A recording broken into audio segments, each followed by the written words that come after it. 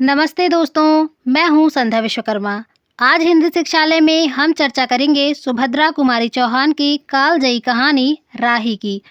अक्सर छात्र इसे एक साधारण गरीब औरत की कहानी समझकर छोड़ देते हैं, लेकिन यूजीसी नेट के नज़रिए से यह कहानी सत्याग्रह, सत्ता और नैतिकता के बीच के द्वंद्व का सबसे बड़ा दस्तावेज है। आज हम इस कहानी के उन गहरे बिंदुओं को छुएंगे जो आपकी परीक्षा के लिए रामबाण साबित होंगे। तो सबसे पहले हम लोग यहाँ पर सुभद्रा कुमारी चौहान का जीवन परिचय देखेंगे। उसके बाद इसके कुछ महत्वपूर्ण तथ्य देखेंगे, इसके पात्रों के बारे में देखेंगे। उसके बाद हम पूरी कहानी पढ़ेंगे। तो चलिए स्टेप बाय स्टेप हम लोग इसे पढ़ लेते हैं। सबसे पहले सुभद्रा कुमारी चौहान का पूरा नाम सुभद्रा कुमारी चौहान है। इनके पिता का नाम रामनाथ सिंह है। इनका जन्म स्थान व तिथि 16 अगस्त 1904 उत्तर प्रदेश के प्रयागराज इलाहाबाद जिले के निहालपुर गांव में सुभद्रा कुमारी चौहान का जन्म होता है। इसके बाद इनका निधन फरवरी 1948 को जबलपुर मध्य प्रदेश में एक कार दुर्घटना में हो जाता है। ये बहुत ही दुखद घटना थी। पेशा एक कवित्री, स्वतंत्रता सेनानी। प्रमुख रचनाएं हैं झांसी की रानी, मूकनायक, विद्युत त्रिधारा, कदम्ब का पेड़ और मुकुल। ये इनकी प्रमुख रचनाएं हैं। अब आगे देखेंगे राही कहानी के प्रमुख पात्र कौन कौन से हैं। सबसे पहले राही मांगरोरी जाति की एक गरीब असहाय स्त्री जिसके पति को पुलिस वालों द्वारा मार दिया जाता है। इसके बाद जिसे अनाज की चोरी के आरोप में जेल भेज दिया जाता है। तो आप लोगों को ये याद रखना है कि राही किस आरोप में जेल जाती है, तो यहाँ पर अनाज की चोरी के आरोप में। अगली पात्र है अनीता। अनीता संपन्न वर्ग की महिला है जो स्वतंत्रता आंदोलन में जेल गई थी।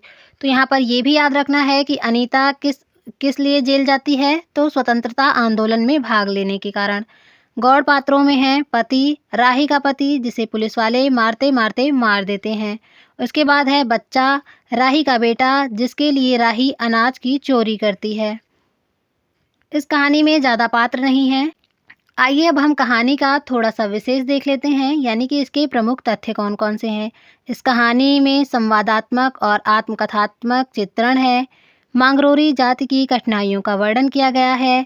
इसमें स्त्री वेदना की झलक भी दिखाई देती है। गरीबों को पुलिस द्वारा सताए जाने का चित्रण है। गरीबी की समस्या का भी चित्रण किया गया है। मानव धर्म की प्रतिष्ठा का भी चित्रण इसमें किया गया है। आगे है राष्ट्रभक्ति का चित्रण एवं सत्ता भक्ति पर व्यंग्य किया गया है। देश की दरिद्रता एवं रोजगार की समस्या का चित्रण किया गया है।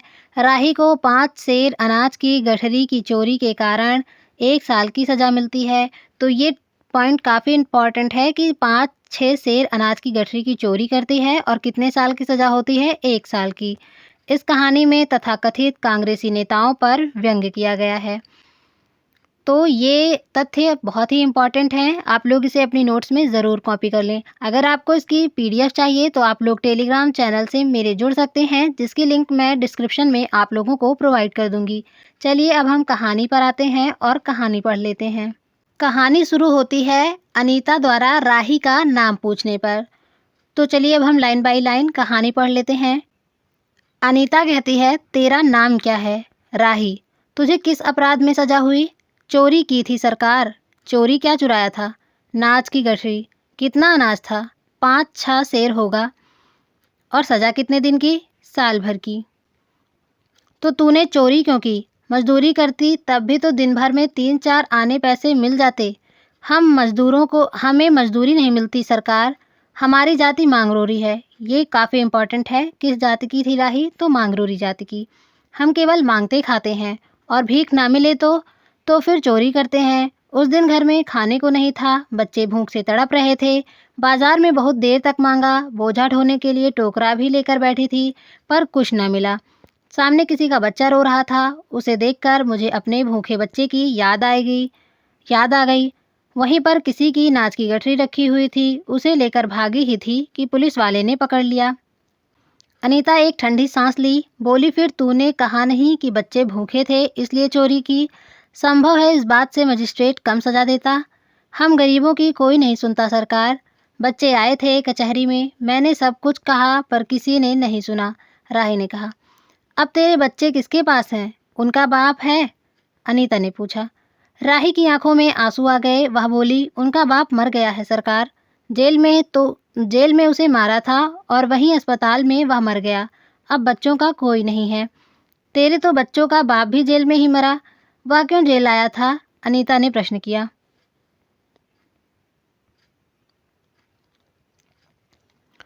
उसे तो बिना कसूर के ही पकड़ लिया था सरकार, राही ने कहा। ताड़ी पीने को गया था। 2-4 दोस्त भाई उसके साथ थे। मेरे घर वाले का एक वक्त पुलिस वाले से झगड़ा हो गया था। उसी का बदला उसने लिया। उन 109 में उसका चालान करके साल भर की सजा दिला दी। वहीं वह मर गया। तो यहाँ पर यह भी इम्पोर्टेंट है कि किस धारा का चालान उस पे हुआ था? 109 का। अनीता ने एक दीर्घ निश्वास के साथ कहा, अच्छा जा, अपना काम कर। राही चली गई। अनीता सत्याग्रह करके जेल आई थी। पहले उसे बी क्लास दिया था, फिर उसे घरवालों ने लिखा पढ़ी करके उसे ए क्लास दिलवा दिया। अनीता के सामने आज एक प्रश्न था। वह सोच रही थी कि देश की दरिद्रता और इन निरीह गरीबों के कष्टों को दूर करने का कोई उपाय नहीं है। हम सभी परमात्मा की संतान हैं, एक ही देश के निवासी। हम सबको खाने पहनने का समान अधिकार तो है ही। फिर यह क्या बात है कि कुछ लोग तो बहुत आराम से रहते हैं और कुछ लोग पेट के अन्न के लिए चोरी करते हैं। उसके बाद विचारक की अदूरदर्शिता के कारण या सरकारी वकील के चातुर्यपूर्ण जिरह के कारण छोटे छोटे बच्चों की माताएं जेल भेज दी जाती हैं। उनके बच्चे भूखों मरने के लिए छोड़ दिए जाते हैं। एक और तो यह कैदी है जो जेल आकर सचमुच जेल का जीवन कष्ट उठाती है, और दूसरी ओर हैं हम लोग जो अपनी देशभक्ति और त्याग का ढिंढोरा पीटते हुए जेल आते हैं। हमें आमतौर से दूसरे कैदियों के मुकाबले में अच्छा बर्ताव मिलता है, फिर भी हमें संतोष नहीं होता। हम जेल आकर ए और बी क्लास के लिए झगड़ते हैं। जेल आकर ही हम कौन सा बड़ा त्याग कर देते हैं? जेल में हमें कौन सा कष्ट रहता है सिवाय इसके कि हमारे माथे पर नेतृत्व की सील लग जाती है। हम बड़े अभिमान से कहते हैं, यह हमारी चौथी जेल यात्रा है, यह हमारी 5वीं जेल यात्रा है, और अपनी जेल यात्रा के किस्से बार बार सुनाकर आत्मगौरव अनुभव करते हैं। तात्पर्य यह है कि हम जितने बार जेल जा चुके होते हैं, उतनी ही सीढ़ी हम देशभक्ति और त्याग से दूसरों के ऊपर उठ जाते हैं, और इसी के बल पर जेल से छूटने के बाद कांग्रेस को राजकीय सत्ता मिलते ही हम मिनिस्टर, स्थानीय संस्थाओं के मेंबर और क्या क्या हो जाते हैं। अनीता सोच रही थी, कल तक जो खद्दर भी ना पहनते थे, बात बात पर कांग्रेस का मजाक उड़ाते थे, कांग्रेस के हाथों में थोड़ी शक्ति आते ही वे कांग्रेस भक्त बन गए हैं। ये लाइन भी काफ़ी इम्पोर्टेंट है। खद्दर पहनने लगे, यहाँ तक कि जेल में भी दिखाई देने लगे। वास्तव में यह देशभक्ति है या सत्ता भक्ति? आगे अनीता के विचारों का तांता लगा हुआ था। वह दार्शनिक हो रही थी। उसे अनुभव हुआ जैसे कोई भीतर ही भीतर उसे काट रहा हो। अनीता की विचारावली अनीता को ही खाए जा रही थी। उसे बार बार यह लग रहा था कि उसकी देशभक्ति सच्ची देशभक्ति नहीं वरन मजाक है। उसे आत्मग्लानि हुई और साथ ही साथ आत्मानुभूति भी। अनीता की आत्मा बोल उठी, वास्तव में सच्ची देशभक्ति तो इन गरीबों के कष्ट निवारण में है। ये कोई दूसरे नहीं, हमारी ही भारत माता की संतानें हैं। इन हजारों लाखों भूखे नंगे भाई बहनों की याद हम कुछ भी सेवा कर सकें, तो थोड़ा भी कष्ट निवारण कर सकें, तो सचमुच अपने देश की कुछ सेवा की है। हमारा वास्तविक देश तो देहातों में ही है। किसानों की दुर्दशा से हम सभी थोड़े बहुत परिचित हैं, पर इन गरीबों के पास न घर है, न द्वार। अशिक्षा और अज्ञान का इतना गहरा पर्दा इनकी आंखों पर है कि होश संभालते ही माता पुत्री और सास बहू को चोरी की शिक्षा देती है, और उनका यह विश्वास है कि चोरी करना और भीख मांगना ही उनका काम है। इससे अच्छा जीवन बिताने की वह कल्पना ही नहीं कर सकते। आज यहाँ डेरा डाल के रहें तो कल दूसरी जगह चोरी की। बचे तो बचे, नहीं फिर 1-2 साल की सजा के लिए जेल चले गए। क्या मानव जीवन का यही लक्ष्य है? लक्ष्य है भी अथवा नहीं, यदि नहीं है तो विचारादर्श की उच्च सतह पर टिके हुए हमारे जननायकों और युग पुरुषों की हमें क्या आवश्यकता? इतिहास, धर्म, दर्शन, ज्ञान, विज्ञान का कोई अर्थ नहीं होता, पर जीवन का लक्ष्य है, अवश्य है। संसार की मृगमरीचिका में हम लक्ष्य को भूल जाते हैं। सतह के ऊपर तक पहुंच पाने वाले कुछ एक महान आत्माओं को छोड़कर सारा जनसमुदाय संसार में अपने को खोया हुआ पाता है। कर्तव्य कर्तव्य कर्तव्य का उसे ध्यान नहीं, सत्य असत्य की समझ नहीं, अन्यथा मानवीयता से बढ़कर कौन सा मानव धर्म है। पतित मानवता को जीवन दान देने की अपेक्षा भी कोई महत्तर पुण्य है। राही जैसी भोली भाली किंतु गुमराह आत्माओं के कल्याण की साधना जीवन की साधना होनी चाहिए।